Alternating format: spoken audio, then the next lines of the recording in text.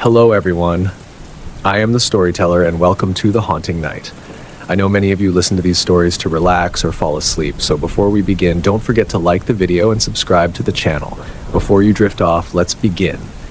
And let me know in the comments, where are you listening from?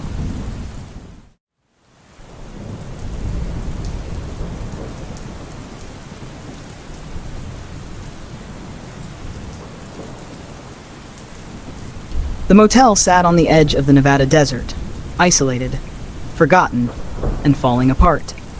Its neon sign flickered, Red Lantern Inn, but half the letters were dead.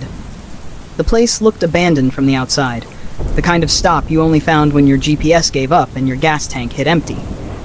Daniel and his younger sister Emily were on their way to visit a relative when a sudden sandstorm forced them off the highway. With visibility near zero, they found the motel by accident. It rose from the dust like a ghost, and despite every instinct in Daniel's body screaming, "Keep driving," they pulled in. Inside, the air was stale, thick with a smell like burnt plastic and mildew. The reception bell was crusted with grime, and the lobby looked like it hadn't been touched in years. But a woman eventually emerged from the back, pale skin, stringy hair, and a smile that didn't reach her eyes. "No signal out here," she said with a rasp. "You'll want room 6. It's already ready." Daniel frowned. "We didn't even..." She dropped the key on the counter before he could finish. "Room 6. They didn't argue. The room was simple. 2 beds, a dusty dresser, a bathroom that looked like it had survived a war. But the weirdest part? The giant antique mirror covering most of one wall. It looked expensive, out of place, too pristine compared to everything else. Emily stood in front of it and whispered, "This feels... wrong." Daniel nodded. "We'll be out of here first thing in the morning." But the morning didn't come. The next time Daniel opened his eyes, it was still dark. The same time on the clock, 3:33 a.m. Over and over, they tried to leave. The door wouldn't open, neither would the window. Even when Daniel threw a chair against the glass, it bounced back like it hit rubber. The motel was a trap. That night, Emily screamed. Daniel woke to find her in the corner, staring at the mirror. Her eyes were wide, locked in terror. "I saw someone," she whispered. "In the mirror. It looked like you, but your mouth was... too wide. Like it was stretching. It kept telling me to come closer." Daniel turned to the mirror. Only their reflections. But his own face flickered for a second, just long enough to see the grin. The Daniel in the mirror wasn't blinking. From then on, things escalated. Voices whispered from the walls. Their reflections would move on their own. At one point, Emily watched herself sleep through the mirror while standing wide awake. "I think it's feeding on us," she said. "Keeping us here. The storm was a lure." Daniel tried to call for help. No signal. He tried breaking the walls. Concrete behind wallpaper. On the 3rd day, they heard footsteps above them. Except, there was no second floor. That night, Daniel had a dream. Or maybe it was real. He was standing in the hallway outside their room. The lights buzzed overhead. The air was thick and vibrating. Room doors opened one by one. Inside each was a version of himself. One dead by hanging, one burned, one clawing at the mirror, blood smeared across the glass. The last door opened into nothingness, just the mirror pulsing like it was breathing. He woke drenched in sweat, fingers trembling. Emily was gone. He ran to the mirror, nothing. Then, suddenly, she appeared. Inside. She was banging on the glass, screaming, her eyes begging for help. Daniel clawed at the mirror, tried to break it, but the surface was like steel. Behind Emily, something moved, a shadow. It towered over her, long arms, no face, a mouth that stretched all the way across its head, filled with jagged teeth. Daniel screamed, then the mirror turned black. Emily was gone. In her place was Daniel, but not him. It was the reflection, the one with the too wide grin, and now it was standing outside the mirror. He stared in horror as it smiled at him and tilted its head. "You can have her back," it said in a distorted version of his voice, "but one must always stay." Daniel didn't understand, until the reflection raised its hand and touched the mirror. The surface shimmered. A choice, Emily, or freedom. He hesitated, and the reflection laughed. Typical. It turned away, heading for the door. Daniel shouted, "Wait!" But it ignored him. The door creaked open, and the Daniel imposter walked out into the motel hallway. Daniel slammed his fists on the mirror. "I'll do anything. Take me instead." But there was no answer. Only silence. He sat down, broken. Then, a flicker. Emily appeared again. She was standing in room 6, confused, alone. She called out for her brother. Daniel watched, helpless, as she searched the room. She couldn't see him, couldn't hear him, and then, just like that, she walked out. Free. The mirror darkened. Daniel smiled. He'd made the choice, and now he waited. Minutes passed, then hours, then days. Time didn't exist here. But he kept watching. One morning the door creaked open again. A new visitor. A man, mid-30s, tired, lost. And beside him, a child. Emily, but older. She didn't look at the mirror. Not once. Until the man spoke to the woman behind the counter, the same pale, stringy-haired one. He asked for a room, and she said the same thing. Room 6 is already ready. Daniel backed away from the mirror, heart pounding. His reflection was smiling again. But this time, it was not him. It was the man who just checked in. And the mirror whispered, "The cycle begins again." Then the door shut, and the screaming started. Eleanor had never been to Holleridge before. A sleepy, out-of-the-way town with fewer than 1,000 residents. It wasn't the kind of place that showed up on maps or GPS. But her grandmother's final letter had drawn her there. A shaky, desperate scrawl that read, "Return to the house. He's still in the mirror." Her grandmother, Mabel Thorne, had died mysteriously in her sleep just 2 weeks prior. No signs of trauma, no health issues, just her lying in bed, eyes wide open, mouth frozen mid-scream. Eleanor had inherited the house. An old Victorian at the edge of Holleridge, it loomed like a forgotten memory. The townspeople whispered about the Thorne estate, how the lights flickered on at odd hours, how children swore someone was watching them from the upstairs window. Eleanor didn't believe in ghosts, but when she first stepped into the dusty hallway, a strange cold crept through her bones. The wallpaper peeled like dry skin. The chandelier above groaned with every creak of the floorboards. And at the end of the hallway, the mirror. It stood over 6 feet tall, framed in black and silver, etched with Latin symbols that had long faded. Unlike the rest of the house, the glass was immaculate, flawless, too clean. It felt wrong. She approached it slowly, her own reflection staring back at her. But something was off. Her reflection wasn't mimicking her. When she tilted her head left, it went right. She stepped back, blamed the lighting, jet lag, grief. She covered the mirror with a sheet and moved upstairs. That night she couldn't sleep. The silence was deafening. No crickets, no wind, only the faint sound of a creaking door below. She went downstairs, clutching a flashlight. The mirror was uncovered. She hadn't touched it. Her reflection smiled at her. She hadn't smiled. She froze, unable to breathe. Then, the glass fogged from the inside. Letters formed slowly, one after another, as if a finger was dragging through condensation. "You look just like her." Eleanor screamed and stumbled back. The mirror stayed fogged for a second, then cleared. Her reflection was gone. Nothing stared back but a blank pane of silvered glass. She called a local historian the next day, desperate to know more about the house's origins. A woman named Marla agreed to meet her at the Holleridge Historical Society. There, Eleanor learned about a man named Emery Black, an alleged spiritualist who had lived in the house in the late 1800s. He was notorious for performing mirror rites, claiming he could trap spirits inside reflections. Legend said he vanished without a trace after trying the ritual on himself.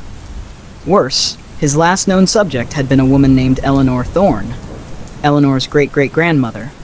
The pattern hit like a gut punch. The same name, the same house. Marla lowered her voice and added, "They say mirrors don't just reflect. They remember." Back at the house, Eleanor stood before the mirror once again. This time she forced herself not to look away. She stared for hours, waiting. Finally, the surface rippled, like water. Her reflection stepped forward. But it wasn't her. It was Eleanor Thorne, the original. She looked burned, her eyes darkened by soot, her mouth moving silently. Eleanor tried to step back, but her feet wouldn't move. The image spoke, but no sound came out. Then the voice whispered inside Eleanor's head, "Let me out." She shook her head, panicked. No, I'm not part of this." The reflection's mouth twisted into a grin. "You already are." The mirror exploded outward, glass shards flying like shrapnel. One grazed Eleanor's cheek. She collapsed to the floor, blood trickling from her face. When she looked up, the mirror was whole again, but her reflection was gone. Instead, inside the mirror was a room, an exact replica of the hallway she stood in. And inside that mirrored hallway stood Her, but not quite her. The mirrored Eleanor smiled, waved gently, and turned, walking deeper into the glass. Eleanor reached out. Her fingers met the cold surface. Solid. For now. The next few days blurred. She tried to leave the house, but the road back to town looped. Every time she thought she was making progress, she ended up back at the estate. Gas gauge dropping. Cell signal gone. Something was keeping her there. On the fourth night, the mirror began to speak. Not write, speak. A voice, like her own but hollow, whispered her name from the glass. Whispered secrets. Pain. Guilt. Memories she'd buried. Of the night her mother died. Of the things she didn't say. The silence. Give her what she wants, the mirror crooned. She just wants to come back. Eleanor broke down. What do you want from me? The mirror showed her a single image. A knife. She refused, but the mirror didn't need her permission. That night, she woke to find herself standing in front of it, blade in hand. Her reflection urging her forward, eyes wide with anticipation. She dropped the knife, ran.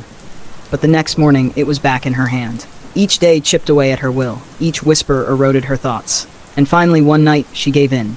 The blade touched her skin, not to harm, but to mark. She wrote across the glass in her blood, "Come through." The surface rippled. Her reflection stepped forward. They stared at each other for what felt like forever. Then the reflection smiled and pulled her in. Eleanor gasped. But instead of cold darkness, she was still in the hallway, same house, same floor. She looked around, disoriented. Then she turned toward the mirror. Her reflection stood inside it now, screaming silently. Trapped. Eleanor, the new one, smiled back and whispered, "You should have listened to the mirror." Just then, someone knocked at the front door. A young woman's voice echoed through the hall. "Hello? I'm here for the house. I'm Eleanor Thorne." Every town has that one house. Dilapidated, vine-choked, and steeped in whispered stories that parents use to scare their children into coming home before dark. In the quiet town of Ashmore, that house was 74 Ashgrove Lane. No one had lived there for over 40 years. The last known resident, an elderly man named Arthur Bellamy, vanished without a trace in 1983. The only clue left behind was a dinner table set for one, and a grandfather clock that hadn't stopped ticking since. Locals avoided it. Teens dared each other to knock on its rotting door, but no one ever crossed the threshold. Until Ezra did. Ezra Martin was a 23-year-old vlogger who'd gained a small but loyal following online for his series Haunted or Hype, where he explored allegedly haunted locations and tried to debunk or confirm the claims. Most turned out to be hoaxes, creaky plumbing, or wind through broken windows. But 74 Ashgrove felt different. From the moment he stepped onto the property, his equipment glitched. His GoPro battery dropped from 100% to 0 within seconds. His phone wouldn't hold a signal. The air around the house seemed thicker, heavier, like walking into a vacuum. Still, Ezra entered. The front door creaked open on its own. Inside, the house was frozen in time. Dust lay thick like snow. Cobwebs clung to every corner. And on the fireplace mantel sat dozens of framed black and white photos, all of them showing people with their faces scratched out.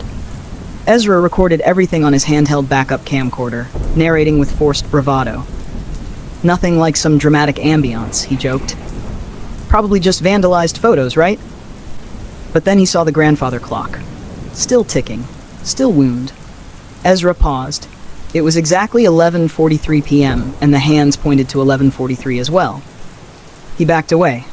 Then the chimes began. Not soft, melodic tones, but deep, guttural groans that echoed through the house like distant screams.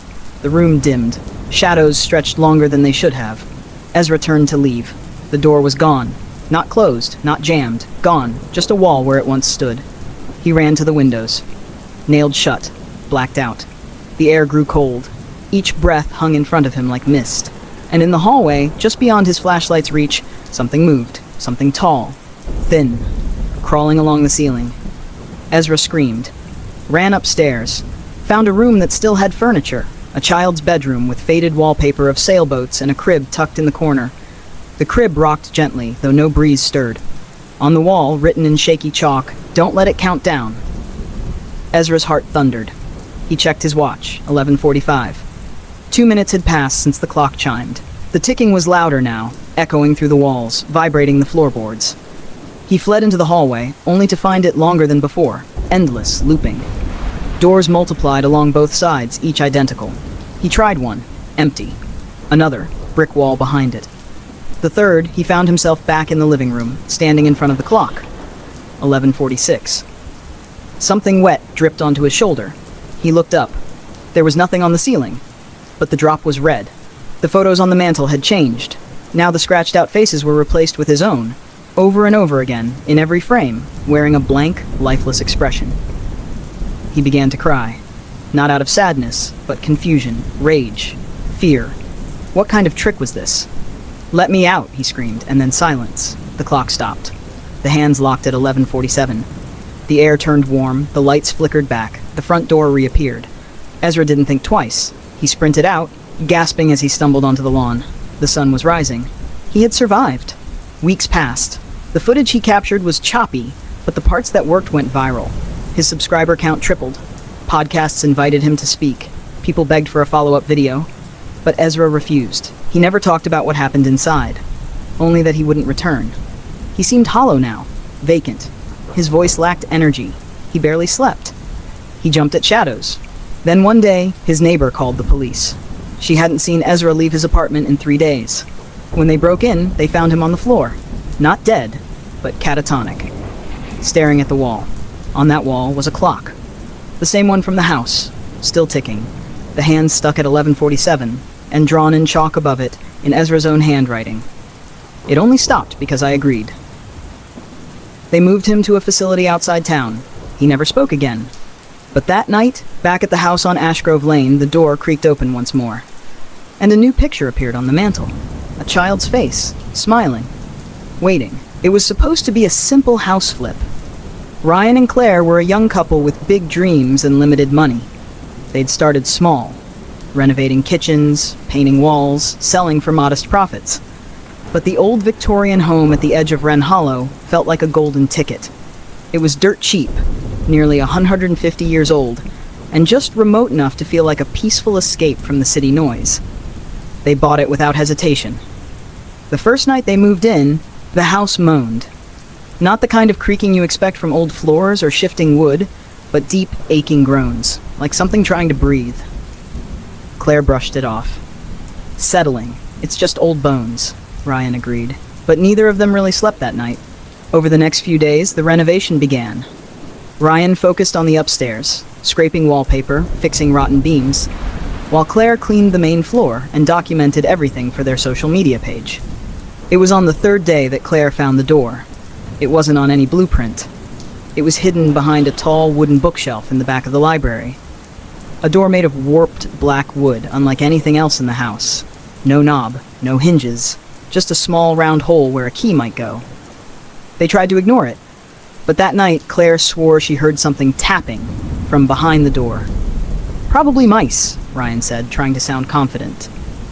But the way his eyes lingered on that wall told a different story. On the fifth night, they found a key. It was inside a rusted tin box beneath the floorboards in the upstairs master bedroom, sealed with wax and wrapped in cloth. A long iron key with strange carvings running down its stem. Claire stared at it. "Maybe it's for the door," she said, half joking. Ryan didn't laugh. They agreed not to try it. But curiosity is a wicked thing. It gnaws at you, whispers in the quiet hours. On the seventh night, while Ryan was asleep, Claire went downstairs barefoot, holding the key. The door accepted it without resistance. It clicked open with a sigh. Behind it was a staircase. Not wooden, not concrete, but stone, cold, wet, and leading down. She only took 3 steps before something moved. A shape in the dark. Small. Twisted. It scurried like a spider but sounded like a baby, cooing, choking, whispering. She slammed the door and ran. Ryan didn't believe her until he went down himself. He was gone for 20 minutes. When he came back up, his skin was pale, his eyes bloodshot. He didn't speak, just stared at the wall. When Claire asked what he saw, he only said one thing: "Don't go down there again." From that night on, the house changed. The walls bled at night, real red streaks running from the ceiling like veins. Mirrors reflected things that weren't in the room. Twisted limbs, long fingers, faces with empty sockets. Claire found her name carved into the underside of the kitchen table, over and over again, in tiny, childlike writing. Ryan stopped eating, stopped sleeping. He began sketching symbols on the walls with chalk and muttering under his breath. Sometimes Claire would wake up to find him standing at the foot of the bed, eyes wide, not blinking. Then came the 13th night. Ryan disappeared. There were no signs of struggle, no forced doors, no blood, just the key placed neatly on his pillow. Claire called the police, but they found nothing. He probably left, they said. Maybe he couldn't handle it. She knew better. And still, she stayed. She should have run, but something kept her anchored. The house pulsed with it, a kind of hunger, a low vibration that made her teeth ache and her thoughts blur. She boarded up the door, nailed it shut, covered it with furniture. But some nights she still heard him whispering through it. "Claire, it's not so bad down here." On the 22nd night, she gave in. Key in hand, she opened the door once more. She descended deeper than before. The walls were narrower, the air thicker, the whispers louder. And then she saw him. Ryan stood at the bottom, naked, eyes black, his mouth stretched into a grin too wide for his face. "They showed me everything," he said. "They forgave me. You can be forgiven too." Claire turned and fled. Slammed the door. This time, she didn't lock it. She buried the key in the backyard. She set up cameras, called priests, begged for help. Nothing worked. So she stopped fighting. She began talking to the door, feeding it, stray animals, sometimes birds, once a raccoon. She'd leave them at the top step. They'd always disappear. And the house, it quieted. The bleeding stopped. The faces in the mirrors vanished. One day, someone came to check in. Her sister, who hadn't heard from Claire in weeks. She was greeted by a clean home. Warm, peaceful. Claire smiled, offered tea, said everything was fine. The sister never left. Police searched the house 2 weeks later when a neighbor reported a foul smell. They found no bodies, no blood, no door, only a wall, freshly painted, and a note left on the fridge in red marker, "One more and the house is full." The first letter arrived on a rainy Thursday, tucked neatly beneath the doormat of apartment 4B. Emily almost didn't see it. No return address, no stamp, just her name written in red ink, the letters curved and graceful like they'd been written with a fountain pen from another century. Inside was a single sentence. "I remember what you did in the attic." Emily froze. The color drained from her face. That attic hadn't been opened in years. She lived alone in that apartment, had since college, but the building itself was older than memory. Brick exterior, creaky wood floors, and an attic space at the very top that tenants weren't supposed to use. And yet, 10 years ago, when she was desperate and trying to hide something, she had. She tore the note into pieces and flushed it. Maybe someone was playing a sick joke. But no one knew what had happened that night. Not really. No one had seen her climb the stairs. No one had heard the pleading. No one had smelled the blood. By the following morning, Emily convinced herself it was paranoia. People get weird notes all the time, right? Probably some creep from the internet pulling pranks on strangers. Then the second note came. This time it was slipped under her bedroom door while she slept. Same handwriting. "You thought silence meant forgiveness." Her stomach churned. She called the landlord, asked if anyone else had a key. He swore no. Changed the locks anyway. Bought herself a baseball bat, slept with her bedroom light on. That night she heard footsteps above her, coming from the attic. Soft, slow, deliberate. She froze beneath the covers, heart pounding in her ears. The building was supposed to be empty above the 4th floor. The attic was just for storage. And yet, something was moving up there. Something heavy. Something dragging. She didn't sleep. The next morning, she climbed the building's narrow staircase to the 5th floor and found the attic door ajar. She stood there for a long time, staring into the dark. The smell hit her then. Rot. Thick and coppery like wet pennies and old meat. She shut the door quickly and backed away. That day, she stayed home, didn't go to work. Sat at the kitchen table with every light in the apartment blazing. Her phone buzzed. Unknown number. The text said, "Go back up. It's still waiting." She threw the phone across the room. At 2:13 a.m., she woke to her bedroom window wide open. Rain pouring in, curtains snapping in the wind. On the mirror, written in red, was another message. "I never stopped screaming." She started to cry. She remembered it all now. The betrayal, the begging, the flash of the hammer in her hand. The attic had been her secret tomb. No one had missed him. A man with no family, no job, a drifter. Someone who wouldn't be remembered. But she remembered. and apparently someone else did too. The next day, she packed. She had to get out, move states, change her name. She stuffed everything she could into her car. But as she turned the key in the ignition, the radio blared on by itself. A voice, distorted and shrill, screeched through the speakers. "You left me." Smoke filled the car. The dashboard flickered. She leapt out, coughing and crying, keys still in the ignition. She called the police. An officer arrived. Calm, older, kind eyes. She told him everything. He nodded, then asked if she would mind showing him the attic. Together, they climbed the stairs. She was trembling. He placed a hand gently on her shoulder. "It'll be okay," he said. They reached the top. The door creaked open on its own. Inside, the stench was overpowering. The room looked untouched. Dust, cobwebs, decay. The officer pulled out a flashlight and stepped inside. "Stay here," he instructed. Emily nodded, hugging herself. A moment passed. Then another. Then the scream. It was raw, guttural, human. Then silence. "Officer?" she called. No answer. She took a trembling step inside. The flashlight lay on the floor, but there was no sign of him, only a single new note, pinned to the far wall with a rusted nail. "You brought someone else to me." "Good." Emily backed out of the attic and ran. She didn't stop until she was at the neighbor's apartment, sobbing, calling the station again. But when the real police arrived, 2 of them, they said no officer had ever been dispatched to her location that day. There was no record of a call, no badge matching her description, no squad car in the area. They found nothing in the attic. No blood, no flashlight, no note. Only an old sealed hatch in the floor, one that hadn't been opened in decades. Emily was placed on a psychiatric hold 2 days later after being found wandering the streets barefoot, whispering to herself. She never returned to the apartment. But tenants say room 4B is never truly empty. Every night from the ceiling above, they hear footsteps and dragging, and sometimes the faint sound of hammering. Every night at exactly 2:03 a.m., the phone in room 209 rang. Not once, not twice, always 3 times. Never a second more, never a second less. The night staff at the Oakshade Inn stopped answering it years ago. No one stayed in that room for more than a single night, and it was permanently marked as under renovation in the system. But that didn't stop curious travelers from requesting it. Urban legend chasers, YouTubers, ghost hunters. Most left before sunrise. A few never checked out at all.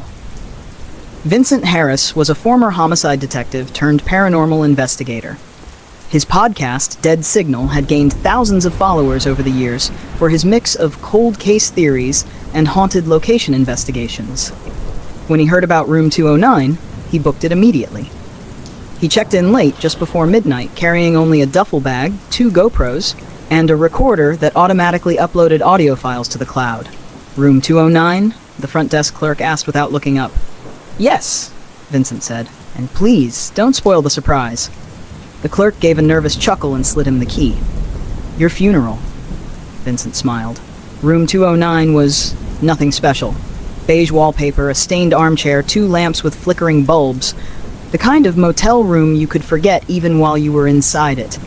He set up both cameras, one facing the bed, the other near the window, and hit record on the audio device, placing it on the nightstand. Then he waited. At exactly 2:03 a.m., the phone rang. 1, 2, 3. Then silence. He waited and waited. Nothing happened. The room felt colder, sure, but that could have been nerves or bad insulation. He picked up the receiver. No dial tone, just faint static.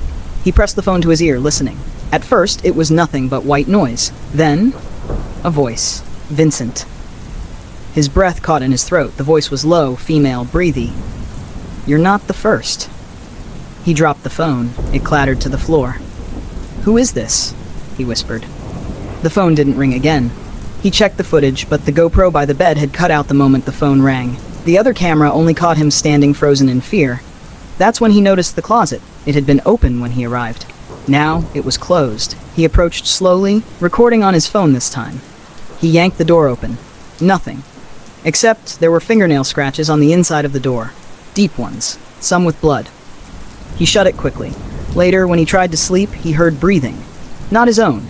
Something rhythmic, heavy, wheezing. It was coming from under the bed. He leaned over slowly, phone light trembling in his hand. Nothing. He got down on his stomach to look fully underneath. Empty. He let out a shaky laugh. "Okay, All right, you got me. He pulled himself back up and saw someone sitting in the armchair.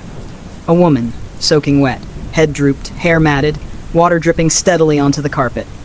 Vincent froze. "Who are you?" he whispered. She raised her head slowly. Her mouth was sewn shut, threads black and tight. Her eyes were hollow, bruised, her hands bound together with soaked rope. She didn't move. Vincent reached for the door. It wouldn't open. He kicked, pulled, screamed. Nothing. When he turned back, the woman was gone. The armchair soaked, the carpet still dripping. He ran to the bathroom to splash water on his face, looked into the mirror, and behind him, in the foggy glass, the woman, inches from his back. He turned around, empty again. He snapped. Vincent ran back to his bag, grabbing his equipment. He was done. Podcast or not, he was leaving. But then he noticed the audio recorder blinking. New file uploaded. He played it. "Vincent, you're not the first. She doesn't want to be seen. Only heard." Then static, and beneath the static, faint sobbing. He checked out at sunrise, pale and silent. Drove 6 hours home, didn't say a word. He uploaded the episode with just the audio. Called it Room 209. It went viral. Over 3 million plays in a week. Comments poured in. People claimed they could hear something else in the background, different words every time they listened. Some said it whispered their own names. Vincent didn't sleep. 3 days later, the phone in his apartment rang. 2-3 a.m. 1, 2, 3. Then silence. He didn't answer. The next night, same thing. And the next. He disconnected the line. Still, it rang. From the wall, from the floor, from inside the mirror. He began to lose time. 1 minute he'd be brushing his teeth, the next he'd be standing in the hallway with wet footprints behind him. He finally checked himself into a private psychiatric facility where he refused to sleep in any room with a phone, but he kept hearing it. 3 rings. Static. And her voice, "You heard me. Now they will too." The podcast lives on. New episodes still release, despite Vincent being locked away. Each one uploaded at 2-3 a.m., each one whispering the name of a listener. Maybe even yours. The man who had never quite felt at home in the city was eager for a fresh start.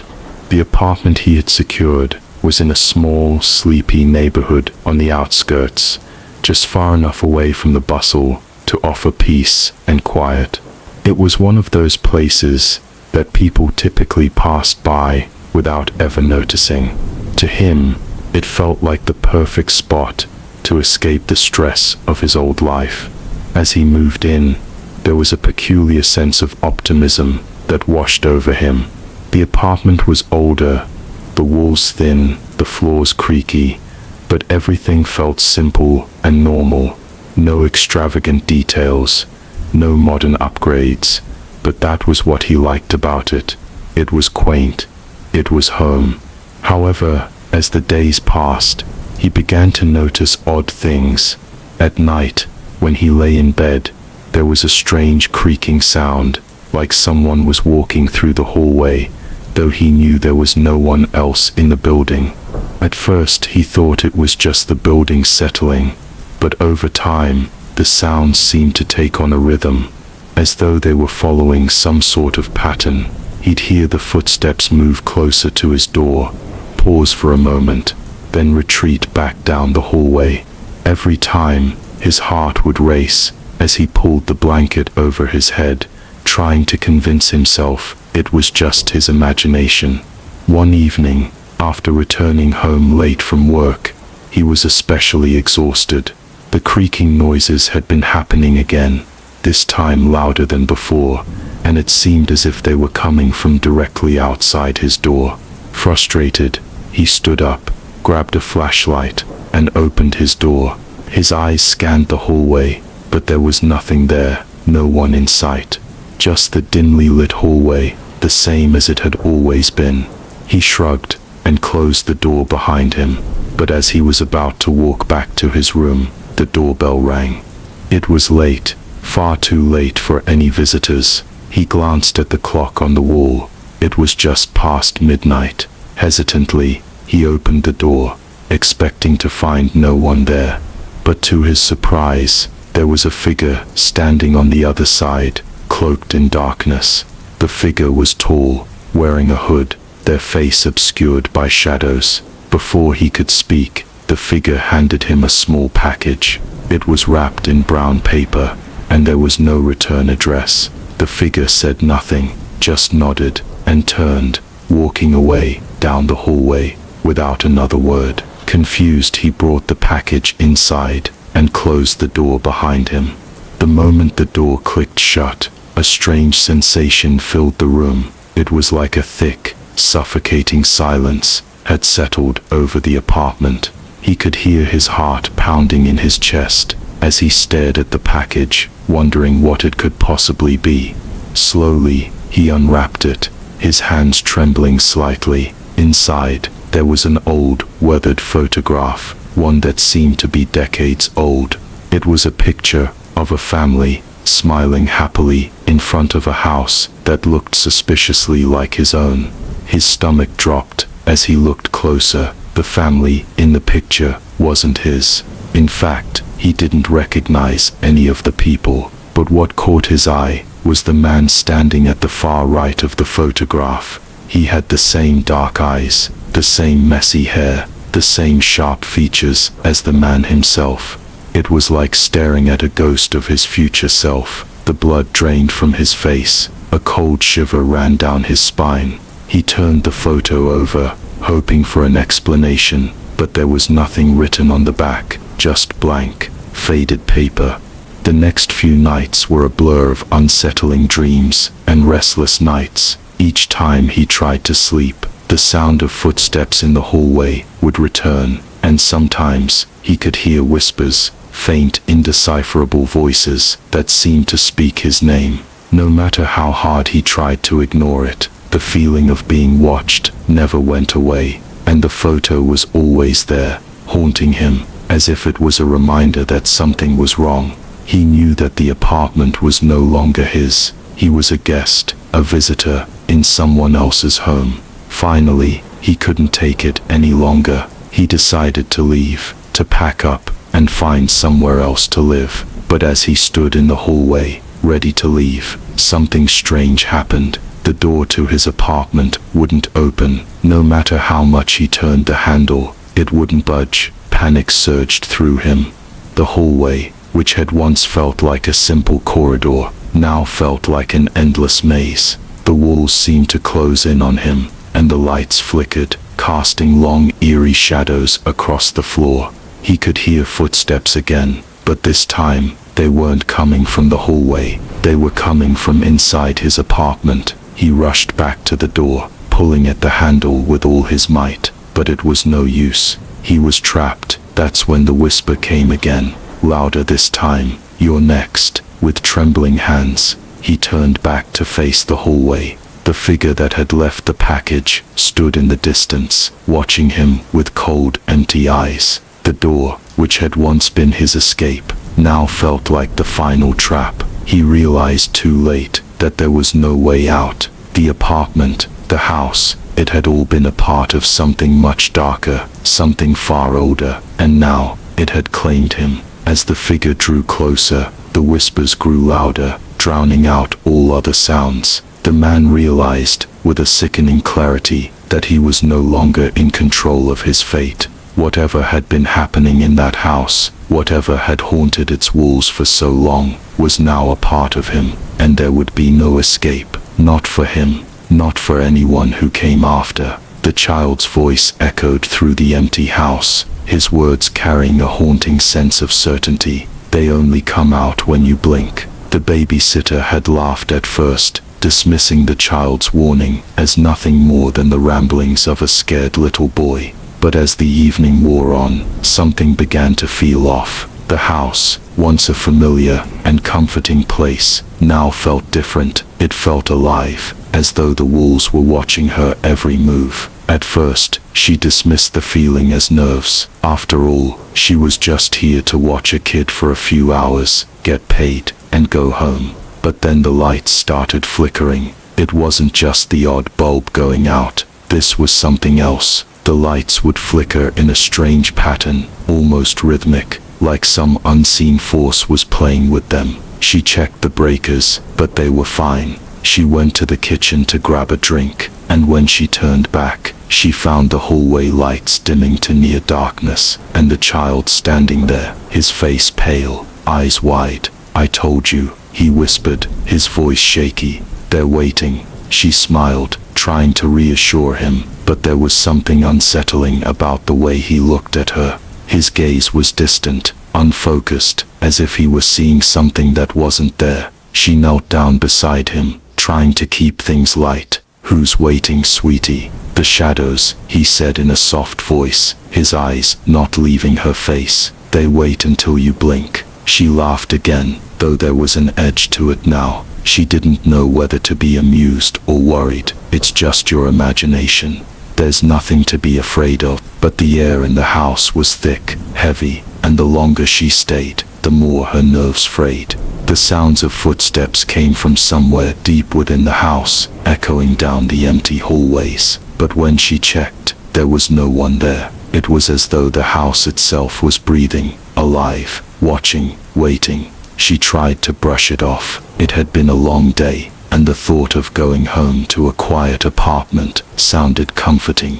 The clock ticked loudly as she glanced at it, realizing that hours had passed, though it had felt like mere minutes. The child had grown increasingly restless, his eyes flicking back and forth, scanning the shadows, as though something invisible was moving around them. He stood up suddenly, his small frame casting a long shadow. "You have to blink," he said. "You can't look at them too long." Confused, she turned back to him, but before she could respond, the room grew colder. A sudden chill swept through the air, and she felt it, a pressure on her chest, as if the house itself was holding its breath. And then, she blinked.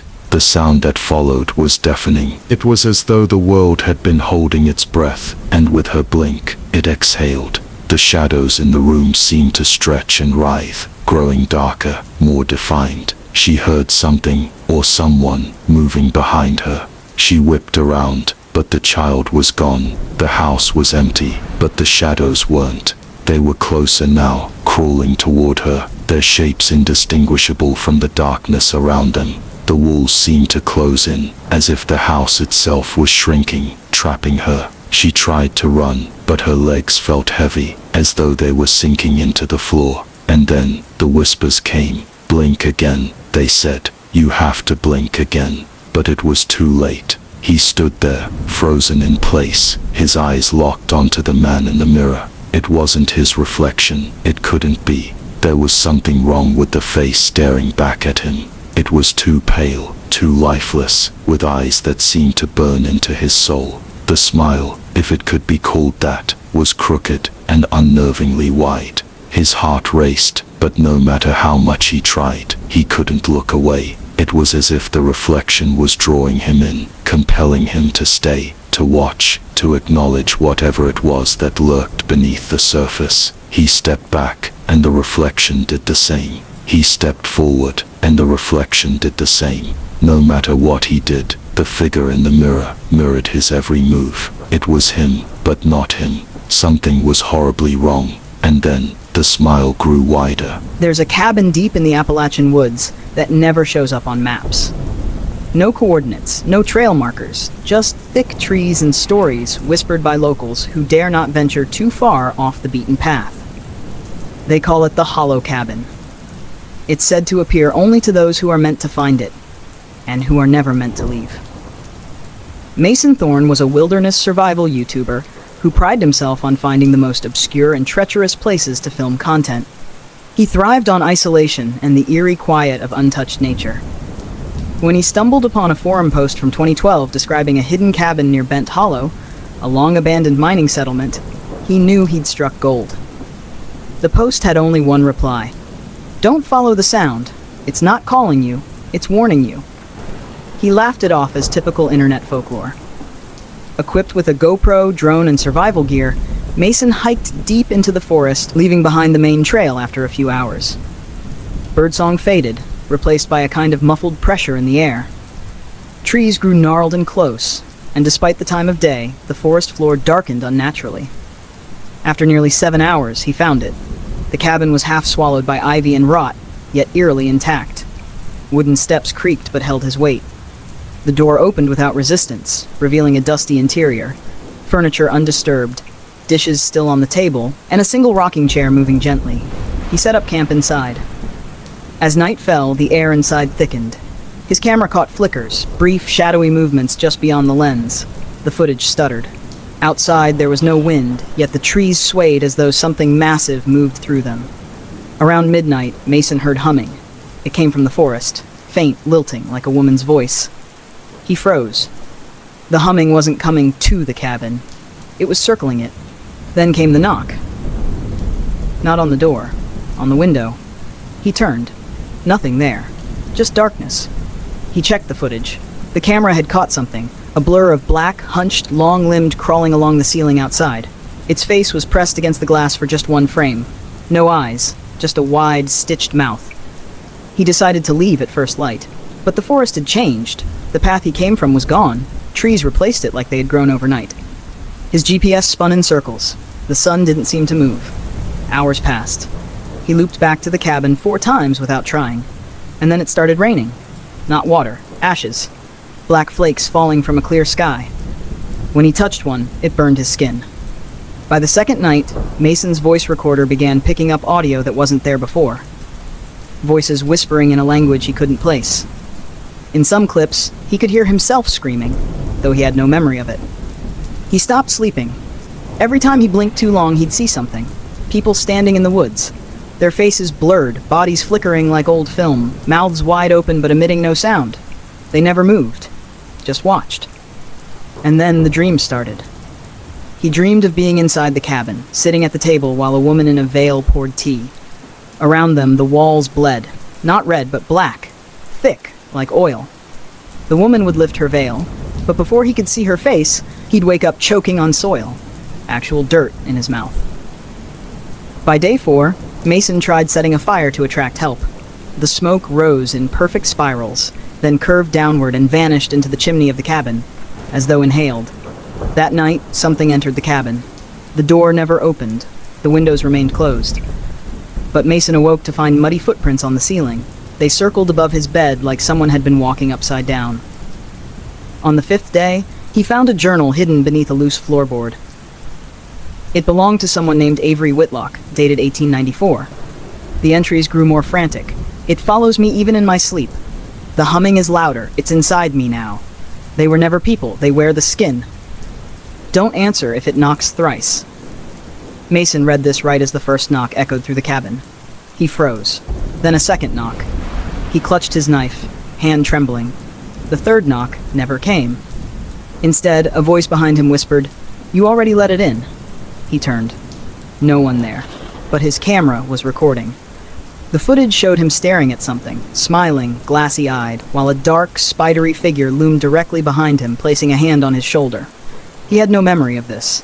On day 6, he no longer recognized his own reflection. His eyes were pitch black in photos. His voice, when played back, echoed even in short clips. His hands were covered in scratches he couldn't explain. And every time he blinked, the cabin seemed bigger. By the 7th day, he was muttering to himself on camera, "I know now, it's not the cabin that's haunted. It's the forest that feeds it. The ones it chooses, it wears them." Then his voice changed, deepened. He looked into the lens and smiled. "Tell them they're all welcome." 3 weeks later, a group of amateur ghost hunters found the cabin after hearing about Mason's disappearance. The place was empty, but Mason's camera was still there, battery full, somehow still recording. The last shot, Mason in the rocking chair, smiling. And just before the footage cuts out, a voice whispers, "Next." In the dense Appalachian woods of West Virginia, just beyond the forgotten mining town of Bell Rock, lay a rusted chain-link gate sealed with 2 heavy padlocks and a no trespassing government property sign faded with time. Locals called the area the Hollow Mile. No one dared go near it after sundown, not since the disappearances began. The official story claimed the site was a decommissioned military test zone from the 1940s. But whispers in town spoke of something deeper, of voices heard in the trees, and shadows that moved against the moonlight. The kind of legends passed down with lowered voices and nervous glances. Emily Hart, a a 27-year-old freelance documentary filmmaker obsessed with unraveling forgotten urban legends, wasn't deterred. She'd made a name for herself covering haunted prisons and cult towns. But nothing gave her the same thrill as the Hollow Mile. On October 11th, 2022, Emily crossed the barrier with her camera, satellite phone, and a drone. She was alone. She wanted raw, uninterrupted footage, the kind that would go viral, the kind that would earn her more than just internet fame. The forest inside the fence was unnaturally quiet. No birds, no wind, just the sound of her boots crunching on dry leaves and the constant low hum, as if something massive was pulsing underground. Her drone picked up something unusual within the first hour, a perfectly circular clearing, almost exactly a mile in. No trees, just dark soil and what appeared to be a decaying wooden shack in the center. But here's what made Emily's footage go viral later. When she reached the clearing on foot, the shack wasn't there. Nothing.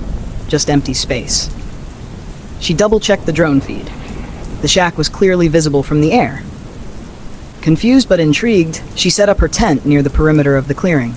Her satellite phone lost signal within an hour. Unusual, but not unexplainable, given the remote location. Nightfall came fast. Too fast.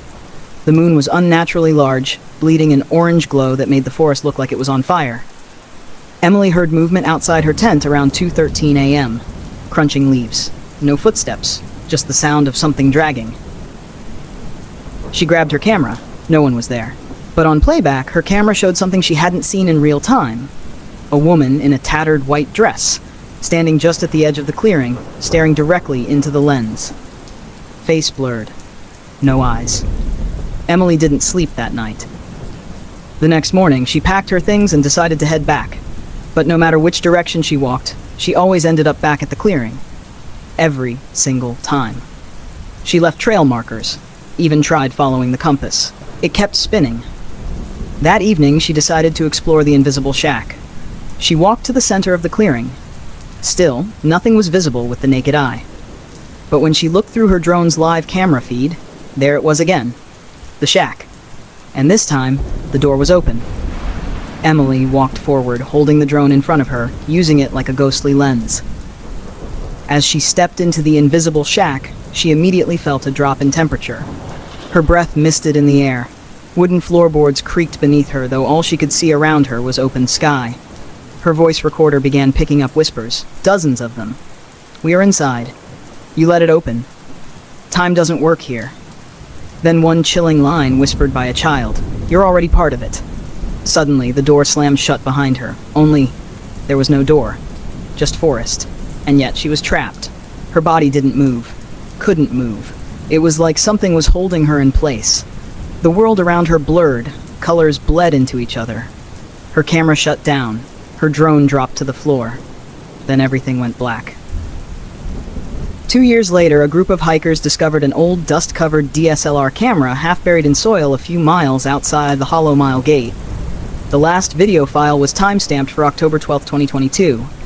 It showed Emily staring into the lens, eyes wide with panic. Behind her, barely visible, was the shack. Only this time, it looked new. The wood was clean, almost glowing. Inside the window stood dozens of motionless figures, their backs turned to the camera. In the final frame, Emily slowly smiled, but it wasn't her. The face was identical, but the expression was wrong. The eyes were hollow, and her smile stretched too wide. Then the video glitched, cut to static. The camera footage made national news. Internet sleuths began piecing together Emily's last known location. Reddit threads exploded with conspiracy theories: alien interference, dimensional rift, a time loop. One theory stood out. It claimed the Hollow Mile was never a location, but a living entity, a loop that needed a host every decade to remain hidden. The shack wasn't real, it was a doorway, and those who entered it became part of it, forever. Since that discovery, 5 more explorers have gone missing in the same area, all trying to find Emily. None returned, except for one live-streamed feed captured in 2024. It showed a blurry, fog-covered forest. Then a woman emerging from the trees. She looked into the camera. "Please, help me," she whispered. The voice was Emily's, but the timestamp was from 1996. The house at 171 Black Hollow Lane had been abandoned for nearly 4 decades. It stood rotting in the middle of dense woods, hidden behind overgrown brush and forgotten fences. Its windows, long shattered, were patched with boards that had turned gray with mold. No one in the small town of Dorridge wanted to talk about it, and those who did never went near it. Marcus Weaver wasn't from Dorridge. He was a content creator who thrived on investigating haunted locations and uploading the footage to his horror YouTube channel. His fans loved it, especially when things went wrong. And when he heard about the Black Hollow House and the legends that surrounded it, mass disappearances, satanic cult activity, and a girl who was found walking out of the woods barefoot and mute in 1993, he knew he had to go. He arrived at the property alone. No cameraman. No partner.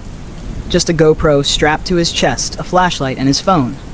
The sun was already disappearing, casting deep shadows across the forest. The moment he stepped onto the property, he felt it, like the air was heavier. Like something was aware of him.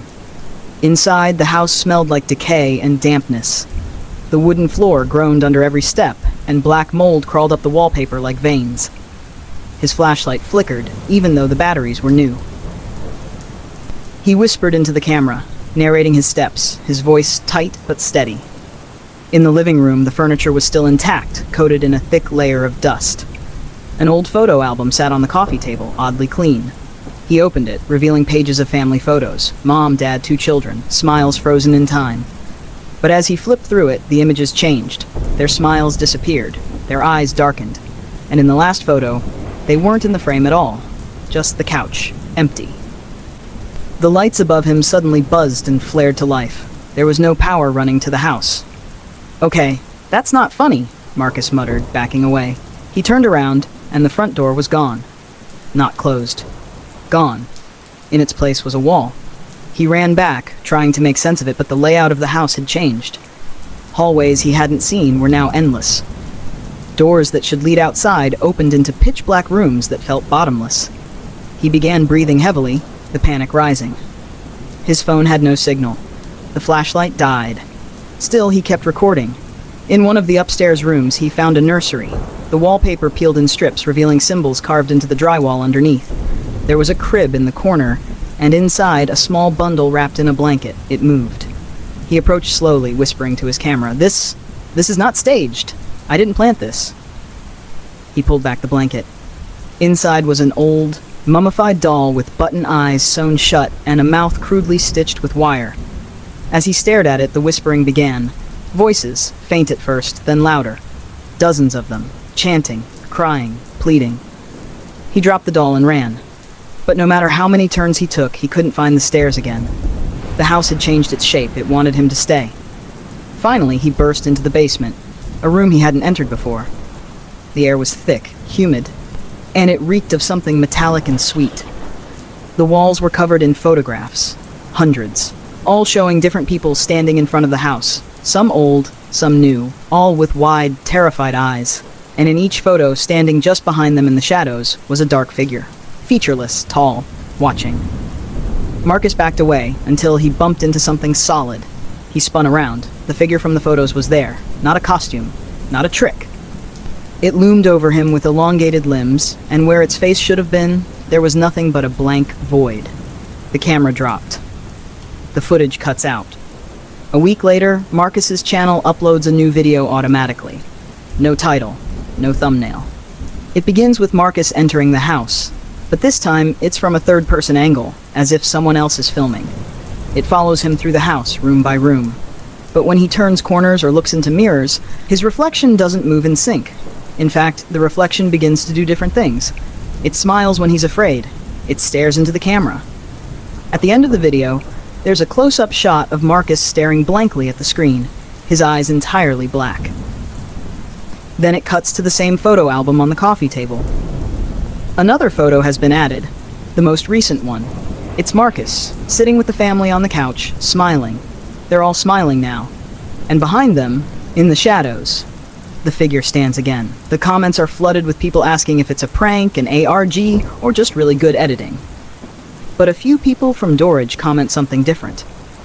They say the house hasn't been touched since 1987, that the last person to go in never came out, and that every few years the house chooses someone new, Someone to stay. Forever.